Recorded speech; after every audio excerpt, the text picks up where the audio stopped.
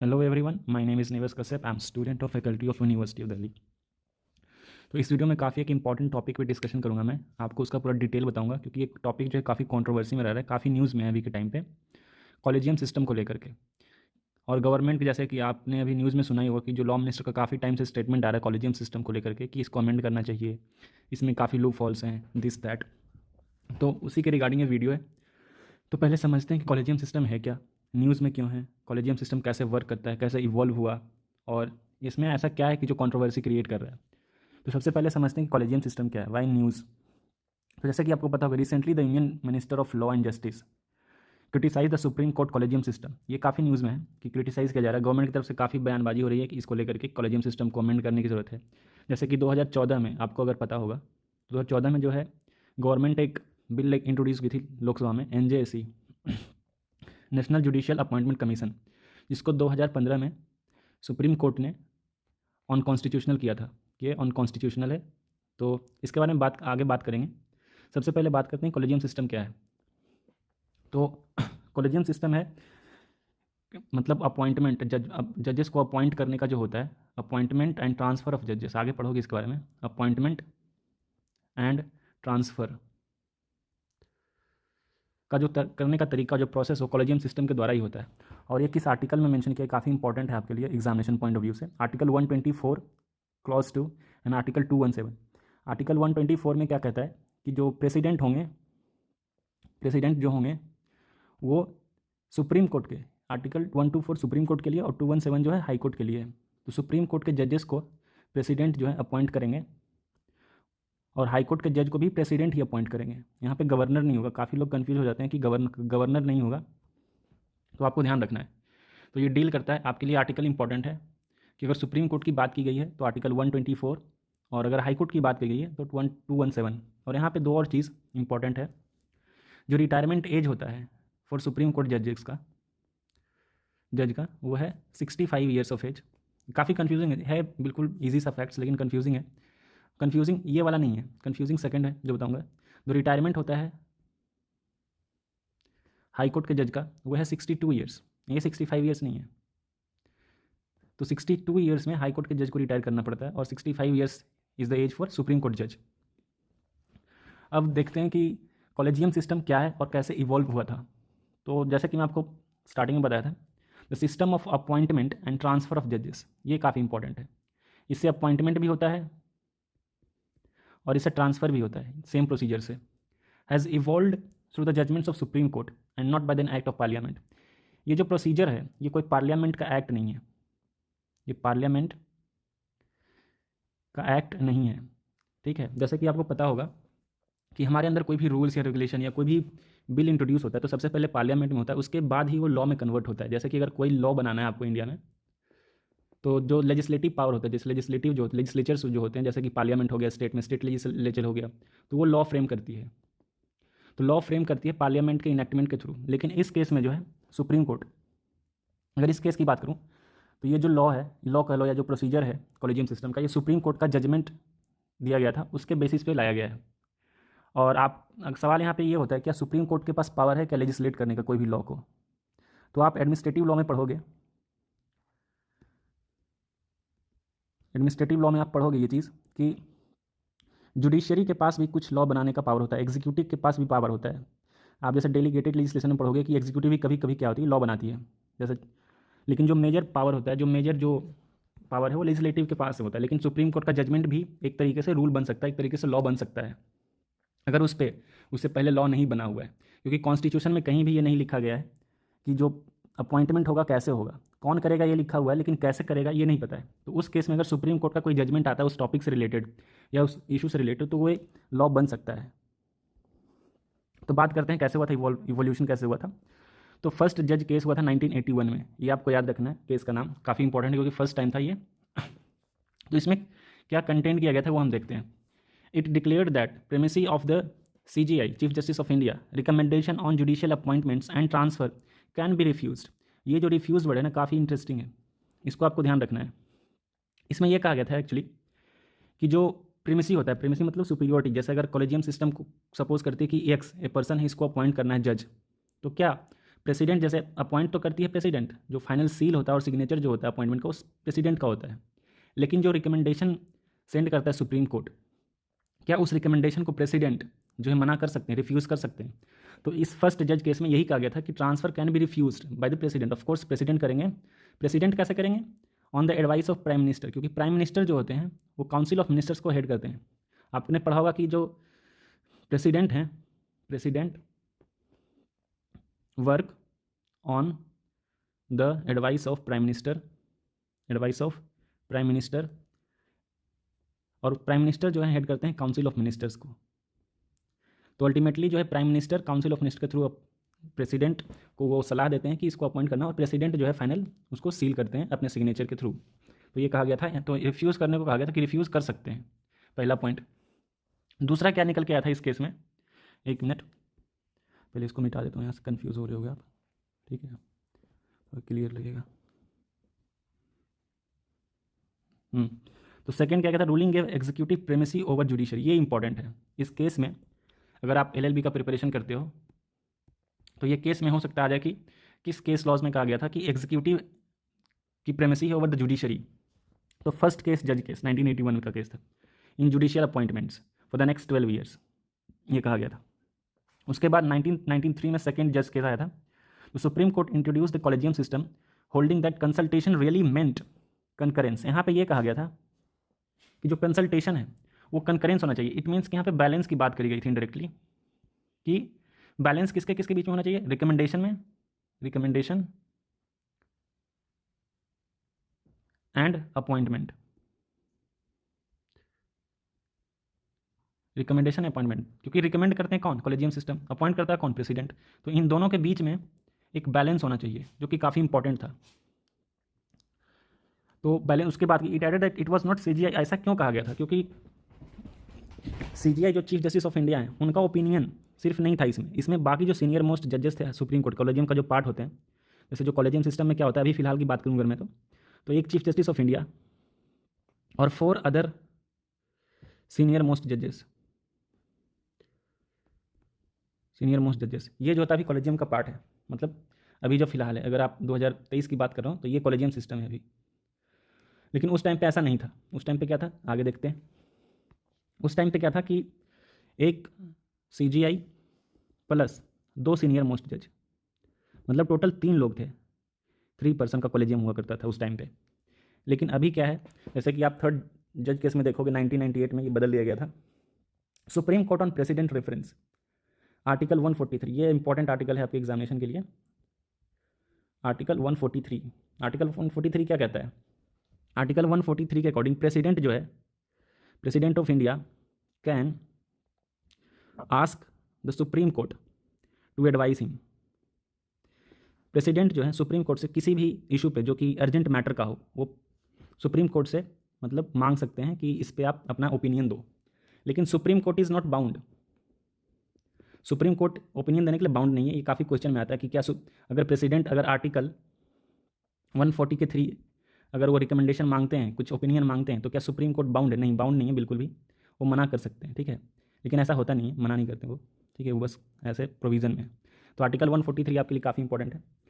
तो देखते हैं, supreme court on president reference expanded the collegium system to 5 member body. जैसे 1998 में जो थर्ड जज केस हुआ था उसमें 3 पर्सन से लेकर के इंक्रीज़ किया गया था 5 पर्सन, जैसे अभी का चल रहा है जो 5 पर्सन है। इसमें कौन है? CGI plus 4 other senior most जज ऑफ सुप्रीम कोर्ट, ठीक है। ये सुप्रीम कोर्ट की बात हो रही है। अब आगे आते हैं, who heads the collegium system, head कौन करता है? Of course CJI chief justice of India ही करेंगे, और 4 अदर सीनियर मोस्ट जजेस जो हैं कोर्ट का वो पार्ट होते हैं उस कॉलेजियम सिस्टम का। High court collegium system is led by the incumbent chief justice in 2 senior most जजेस ऑफ दैट कोर्ट। वैसा ही जैसे सुप्रीम कोर्ट में वैसा ही उनका है। डिफरेंस आएगा कि मैं बताऊंगा कि डिफरेंस क्या दोनों के बीच में। जजेस of the higher judiciary appointed only through the collegium system. जो हायर जुडिशरी के जो जज होते हैं उनका अपॉइंटमेंट सिर्फ और सिर्फ जो है कॉलेजियम सिस्टम के थ्रू ही होता है, उसके अलावा कैसे भी उनका नहीं होता अपॉइंटमेंट, ठीक है। And the government has a role only after names have been decided by the collegium. हाँ, और दूसरा पॉइंट जो सबसे इंपॉर्टेंट है, जो अभी जो कंटेंशन चल रहा है, बोन ऑफ कंटेंशन जिसको बोल लो आप, बोन ऑफ कंटेंशन मतलब लड़ाई का कारण जो है अभी, आर्ग्यूमेंट्स जो हो रहे हैं गवर्नमेंट और सुप्रीम कोर्ट के बीच में, उसका मेन रीज़न यही है कि जो गवर्नमेंट का रोल है, गवर्नमेंट्स रोल मतलब वो बिल्कुल लिमिटेड है। लिमिटेड कहने का मैं आगे समझाता हूँ आपको एग्जाम्पल से। जैसे यहाँ पे देखो आप, सपोज करो यहाँ पे नंबर 1, कॉलेजियन सिस्टम जो है रिकमेंड करता है एक्स पर्सन को कि इसको अपॉइंट किया जाना चाहिए। कॉलेजियम सिस्टम मतलब वो 5 जजेस। कॉलेजियम सिस्टम किसको रिकमेंड करेगा? ये गवर्नमेंट को। गवर्नमेंट कहने का मतलब law minister. Law minister is part of government, right. Law minister किसको रिकमेंड करते हैं? प्राइम मिनिस्टर को। प्राइम मिनिस्टर किसको रिकमेंड करते हैं? प्रेसिडेंट को। तो ये चेन है इनका। आप बोलोगे कि प्राइम मिनिस्टर कैसे रिकमेंड करता है? आपने पढ़ा होगा प्राइम मिनिस्टर, प्रेसिडेंट जो है वर्क करते हैं रिकमेंडेशन ऑफ प्राइम मिनिस्टर, ठीक है, who heads the council of ministers, ठीक है। काउंसिल ऑफ मिनिस्टर को क्योंकि पीएम हेड करते हैं, तो डायरेक्टली आप बोल लो कि काउंसिल ऑफ मिनिस्टर का इसमें कंसेंट है और वो प्रेसिडेंट को करते हैं। तो ये ऐसा कॉलेजियम वर्क करता है, ऐसे अपॉइंटमेंट होता है जजेस का। और फाइनली जो सिग्नेचर होता है, जो अपॉइंट करते हैं अथॉरिटी, फाइनल अथॉरिटी जो प्रेसिडेंट होते हैं। तो ये होता है प्रोसेस पूरा इनका अपॉइंटमेंट का, ठीक है। तो इशू यही था कि जैसे अगर एक बार रिकमेंडेशन चला गया, एक बार रिकमेंडेशन अगर चला गया गवर्नमेंट के पास, तो गवर्नमेंट इज़ बाइंडिंग। गवर्नमेंट क्या है? बाइंडिंग है। उनको अपॉइंट करना ही पड़ेगा। उनको पता नहीं कि किसका नाम आएगा, क्या आएगा, बस एक बार नाम अगर चला गया तो वो बाइंडिंग हो जाता है गवर्नमेंट के ऊपर। यही एक्चुअली इशू है अभी जो फिलहाल चल रहा है। इसी को लेकर के गवर्नमेंट जो है बार बार स्टेटमेंट देती है कि जो है ट्रांसपेरेंट नहीं कॉलेजियन सिस्टम, इसमें हमारा से नहीं है, ठीक है। दोनों तरफ से ये होता है, दोनों सुपीरियरिटी अपने पास रखने, जो प्राइमेसी जो होता है ना वो अपने पास रखना चाहते हैं। गवर्नमेंट चाहती है कि हम इसमें अपना रोल मतलब अदा करें अपॉइंटमेंट में, और सुप्रीम कोर्ट का कहना है कि नहीं, ये कंप्लीट इंडिपेंडेंस जुडिशरी के पास होना चाहिए। तो आगे चलते हैं, प्रोसीजर क्या है।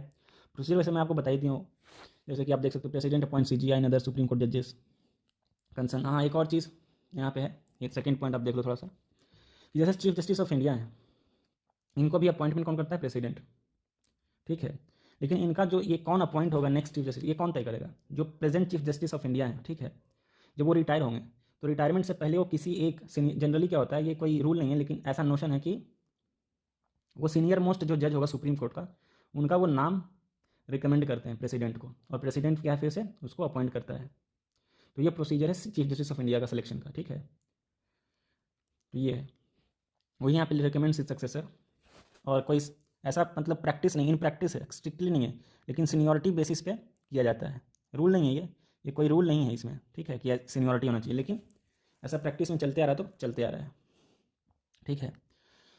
उसके बाद कहते हैं सुप्रीम कोर्ट जज का ये हो गया आपको कि इनिशिएटेड बाय CGI, मैंने बता दिया सीनियर मोस्ट जज होते हैं जो पार्ट होते हैं कॉलेजियम का, CGI कंसल्ट। हाँ, एक और चीज़ यहाँ जो है देखो, थर्ड पॉइंट यहाँ पे आप ध्यान रखना, the consultee must record their opinions in writing and should be part of the file. ये काफ़ी इंपॉर्टेंट है कॉलेजियम के बारे में, एक्स्ट्रा पॉइंट है ये, इसको आप नोट डाउन कर सकते हो। मतलब एग्जामिनेशन में हो सकता है पूछ लिया जाए, जनरली पूछा नहीं जाता है, लेकिन मे भी अगर मल्टीपल ऑप्शन वाला होगा तो उसमें पूछ लिया जाएगा।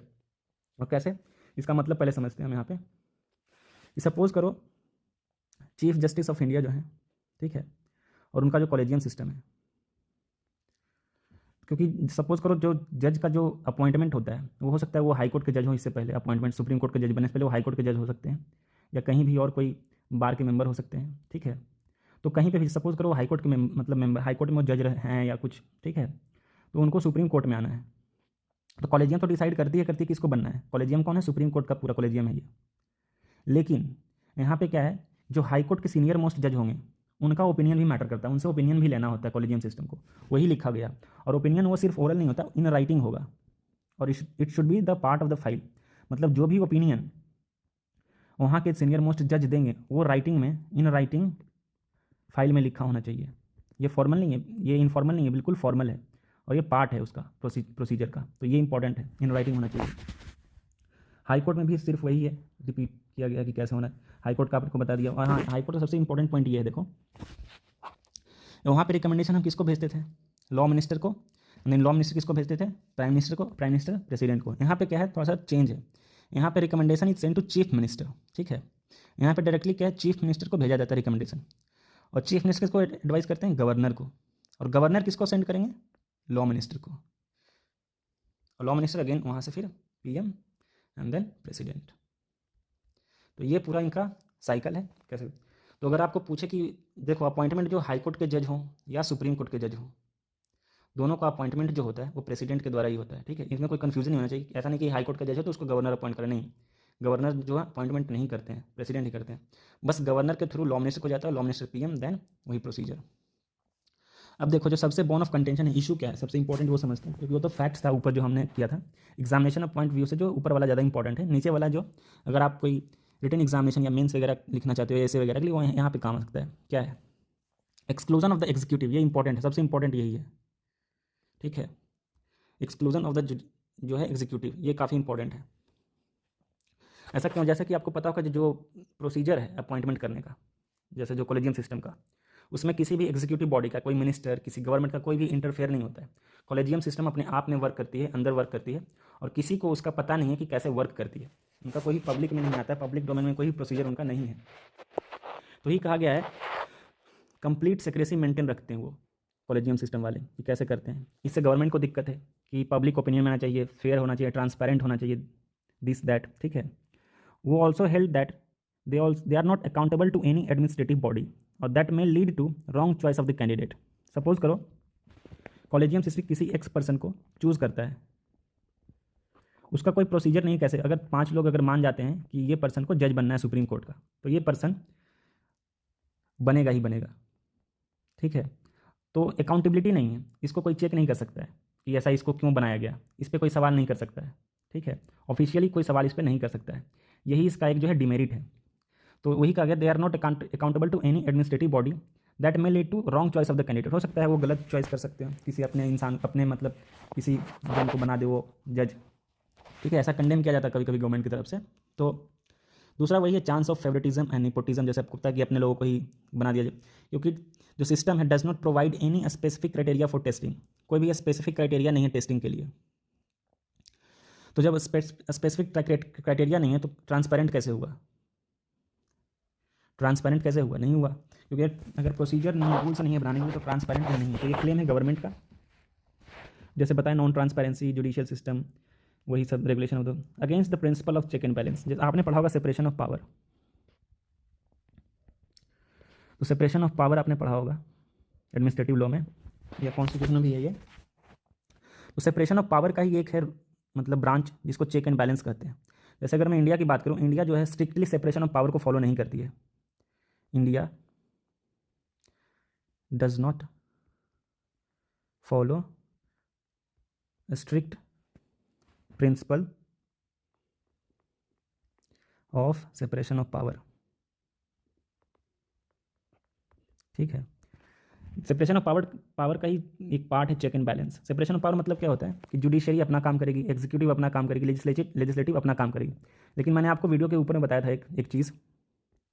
ठीक है, वीडियो के ऊपर में आपको एक चीज़ में बताया था कि यहाँ पे है जो डेलीगेशन ऑफ पावर वर्क करता है। ठीक है, डेलीगेशन ऑफ पावर वर्क करता है। डेलीगेशन जैसे कि कभी कभी क्या होता है, जुडिशरी भी लॉ बनाती है। जैसे कि जो पूरा जो जिस टॉपिक पे हम बात कर रहे हैं वो तो पार्लियामेंट का इनेक्टमेंट है नहीं, वो जुडिशरी के जजमेंट यानी सुप्रीम कोर्ट का जजमेंट है, उसी बेसिस पे चल रहा है रूल।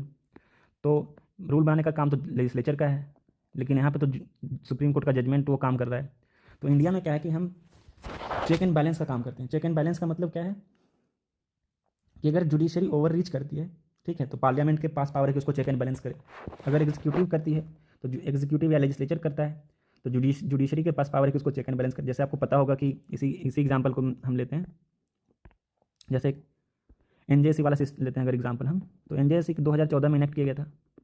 लेजिस्लेचर ने अपना ये मतलब रूल लाया था, ये इनेक्टमेंट उन्होंने किया था कि इसको इम्प्लीमेंट करेंगे, लेकिन सुप्रीम कोर्ट को लगा कि नहीं ये गलत है, ये अनकॉन्स्टिट्यूशनल है, तो इसको खारिज कर दिया गया था और ये ख़त्म हो गया था। तो इन्होंने रूल लाया और सुप्रीम कोर्ट ने उसको चेक किया, पाया कि ये गलत है, तो उसको ख़त्म कर दिया गया। तो इसी को कहते हैं चेक एंड बैलेंस। तो इंडिया में चेक एंड बैलेंस फॉलो होता है रेदर की कंप्लीट सेपरेशन ऑफ पावर। तो कभी सवाल आया कि क्या इंडिया में स्ट्रिक्ट तरीके से सेपरेशन ऑफ पावर फॉलो किया जाता है, तो बिल्कुल आंसर होगा नहीं, इंडिया में चेक एंड बैलेंस किया जाता है। हाँ, तो आगे आते हैं टॉपिक पे। The principle of check and balance is violated in this system. कहा गया कि इस सिस्टम के तहत जो प्रिंसिपल है चेक एंड बैलेंस का वायलेट किया गया है। Check and balance is the basic feature of the constitution. ठीक है, ये चेक एंड बैलेंस जो है basic feature of the constitution है। जैसा कि आपको पता होगा कि बेसिक फीचर को हम चेंज नहीं कर सकते अमेंडमेंट के थ्रू भी। ये 1973 में कॉन्सेप्ट आया था केशवानंद भारती केस में। डॉक्ट्रिन ऑफ बेसिक स्ट्रक्चर आपने पढ़ा होगा कभी, और इस पर डिस्कस करेंगे इन डिटेल। तो यहाँ पे मतलब ये एलिगेशन है सुप्रीम कोर्ट के ऊपर या जुडिशरी के ऊपर गवर्नमेंट के थ्रू कि जब वायलेटेड इन द सिस्टम, मतलब कि चेक एंड बैलेंस वायलेट हो रहा है। In India 3 organs work partially independently but they keep check and balance and control excessive powers of any organ, बताया था आपको। However the collegium system gives judiciary immense power, कहा गया कि collegium system है जो आर्बिट्ररी पावर दिया गया सुप्रीम जुडिशरी को, ठीक है। क्योंकि जैसे आर्बिट्ररी क्योंकि इसमें एग्जीक्यूटिव का कोई इंटरफेयर नहीं है, लेजिस्लेचर का कोई इंटरफेयर नहीं है, ठीक है। इट मीन्स कि जो सोल अथॉरिटी है अपॉइंटमेंट ऑफ जजेस या ट्रांसफर ऑफ जजेस, वो कौन हुआ अल्टीमेटली, वो जुडिशरी हुआ। Which leaves little room for the checks and poses the risk of misuse, इसका मिसयूज किया जा सकता है। क्लोज डोर मैकेनिज्म है, अंदर अंदर सब कुछ हो रहा है, किसी को कुछ पता नहीं है। Critics have pointed out that this system does not involve any official secretariat, मतलब कोई इनका ऑफिशियल सेक्रेटेरिएट नहीं है जहाँ पे सब कुछ प्रोसीजर के साथ हो, सब कुछ रूल्स रिकॉर्डिंग मतलब अकॉर्डिंगली रूल्स के अकॉर्डिंग हो, ऐसा कुछ है नहीं। It is seen as a close door affair with no public knowledge, public knowledge तो छोड़ दो, गवर्नमेंट को भी नॉलेज नहीं है इसके बारे में कि कैसे हो रहा है। Of how and when a collegium meets and how it takes its decision, ये इंपॉर्टेंट है। Also there are no official minutes of collegium proceedings, proceedings का कोई भी ऐसा माइन्यूट डिटेल नहीं होता है। अनइक्वल रिप्रेजेंटेशन, ये भी ऐड कर दिया उन्होंने। The area of concern is composition of the higher judiciary, women are fairly underrepresented in the higher judiciary, ये तो सही बात है। अब आते हैं एनजेएसी, थोड़ा एनजेएसी को भी डिस्कस कर लेते हैं। What were the attempts to reform, जैसे बताया था आपको स्टार्टिंग में कि एनजेएसी एक्ट है 2014 में लाया गया था 99। ये इसमें एक चीज़ इंपॉर्टेंट हो सकता है, कभी कभी मल्टीपल ऑप्शन में ये पूछते कौन से अमेंडमेंट एक्ट के थ्रू आया था। 99 अमेंडमेंट एक्ट, याद रखना इसको, 2014 में, ठीक है। ये इंपॉर्टेंट है, इसमें बाकी कुछ है नहीं, क्योंकि इसको ऑन कॉन्स्टिट्यूशनल किया गया था तो मैटर वहीं खत्म हो गया था 2015 में। ऑन ग्राउंड ऑफ, जैसे बताया था कि क्या है और क्या ग्राउंड था वही बता देता हूँ मैं आपको। इसे हम कॉन्स्टिट्यूशनल क्यों कहा गया था। पहला क्या था कि ये अल्ट्रा वायर, ये इंपॉर्टेंट है, थोड़ा समझ लेना है ध्यान से, ये एडिशनल फैक्ट है थोड़ा। ऑन कॉन्स्टिट्यूशन क्या, इसको सुप्रीम कोर्ट ने कहा था अल्ट्रा वायर।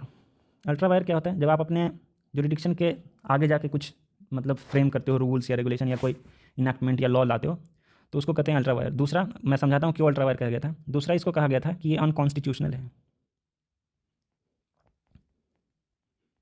ये अनकॉन्स्टिट्यूशनल है, ठीक है। अल्ट्रा वायर क्यों कहा गया था, आपको पता होगा कि आर्टिकल, एक minute article 124 of the Indian constitution clause 2, ठीक है। इसमें कहा गया था कि प्रेसिडेंट जो है अपॉइंट करेंगे सुप्रीम कोर्ट जज को, ठीक है। तो ये आर्टिकल ऑलरेडी है जिसमें ये कहा गया कि प्रेसिडेंट अपॉइंट करेंगे सुप्रीम कोर्ट जज को।